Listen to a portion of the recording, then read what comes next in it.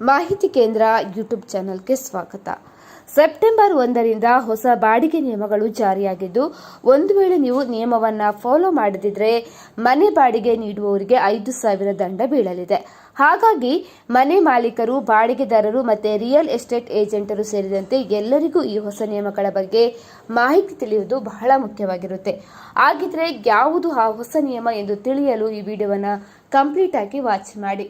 ಅದೇ ರೀತಿ ಈ ವಿಡಿಯೋಗೆ ಲೈಕ್ ಕೊಡುವುದನ್ನು ಮರಿಬೇಡಿ. ಸೊ ಏನದು ಹೊಸ ನಿಯಮ ಅಂತ ಹೇಳಿದ್ರೆ, ಡಿಜಿಟಲ್ ಸ್ಟ್ಯಾಂಪಿಂಗ್ ಕಡ್ಡಾಯ.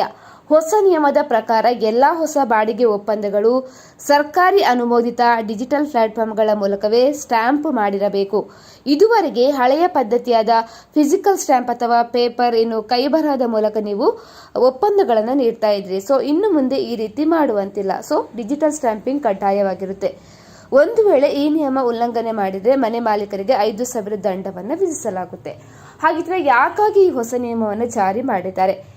ಈ ನಿಯಮವನ್ನು ಜಾರಿ ಮಾಡಲಿಕ್ಕೆ ಹಲವು ರೀತಿಯ ಕಾರಣಗಳಿವೆ. ಸಾಂಪ್ರದಾಯಿಕ ವ್ಯವಸ್ಥೆಯಲ್ಲಿನ ನ್ಯೂನ್ಯತೆಗಳನ್ನು ಹೋಗಲಾಡಿಸಿ ಬಾಡಿಗೆ ಮಾರುಕಟ್ಟೆಯಲ್ಲಿ ಪಾರದರ್ಶಕತೆಯನ್ನು ತರುವುದು ಇದರ ಉದ್ದೇಶವಾಗಿದೆ. ಅಂದರೆ ಹಳೆಯ ಫಿಸಿಕಲ್ ಸ್ಟ್ಯಾಂಪ್ ಪೇಪರ್ಗಳನ್ನು ನಕಲು ಮಾಡುವುದು ಅಥವಾ ದುರ್ಬಳಕೆ ಮಾಡುವುದು ಸುಲಭವಾಗಿತ್ತು. ಆದರೆ ಡಿಜಿಟಲ್ ಸ್ಟ್ಯಾಂಪಿಂಗ್ ಪ್ರತಿಯೊಂದು ಒಪ್ಪಂದವನ್ನು ಆಧಾರ್ ಅಥವಾ ಪ್ಯಾನ್ ಸಂಖ್ಯೆ ವಿಶಿಷ್ಟ ವಹಿವಾಟು ಐಡಿಗೆ ಜೋಡಿಸುವುದರಿಂದ ನಕಲು ಅಥವಾ ವಂಚನೆಗೆ ಅವಕಾಶ ಇರುವುದಿಲ್ಲ. ಇನ್ನು ಈ ಸ್ಟ್ಯಾಂಪ್ ಮಾಡಿರುವ ಒಪ್ಪಂದಗಳನ್ನು ಯಾವುದೇ ಹೆಚ್ಚಿನ ಪರಿಶೀಲನೆ ಇಲ್ಲದೆ ನೇರವಾಗಿ ಅವುಗಳನ್ನು ಮಾಡಬಹುದು, ಪರಿಶೀಲನೆ ಕೂಡ ಮಾಡಬಹುದು. ಇನ್ನು ಕೈಬರಹದ ದಾಖಲೆಗಳನ್ನು ನಿರ್ವಹಿಸುವುದು ಕಷ್ಟಕರವಾಗಿದ್ದು, ಡಿಜಿಟಲ್ ವ್ಯವಸ್ಥೆಯಲ್ಲಿ ದಾಖಲೆಗಳ ಸುರಕ್ಷತೆ ಕೂಡ ಇರುವಂತದ್ದು. ಅದೇ ರೀತಿ ಇದನ್ನು ವಾಪಸ್ ಕೂಡ ಮರುಪಡೆಯುವಿಕೆ ಕೂಡ ಪಡೆಯಲು ಸುಲಭವಾಗುತ್ತೆ ಎನ್ನುವ ದೃಷ್ಟಿಯಿಂದ ಈ ನಿಯಮವನ್ನು ಜಾರಿ ಮಾಡಿರುವಂತದ್ದು. ಸ್ನೇಹಿತರೆ, ನಾವು ಮಾಡಿರುವಂತಹ ವಿಡಿಯೋ ನಿಮಗೆ ಇಷ್ಟ ಆದಲ್ಲಿ ಕೂಡಲೇ ಮಾಹಿತಿ ಕೇಂದ್ರ ಯೂಟ್ಯೂಬ್ ಚಾನೆಲ್ ಅನ್ನು ಸಬ್ಸ್ಕ್ರೈಬ್ ಮಾಡ್ಕೊಳ್ಳಿ.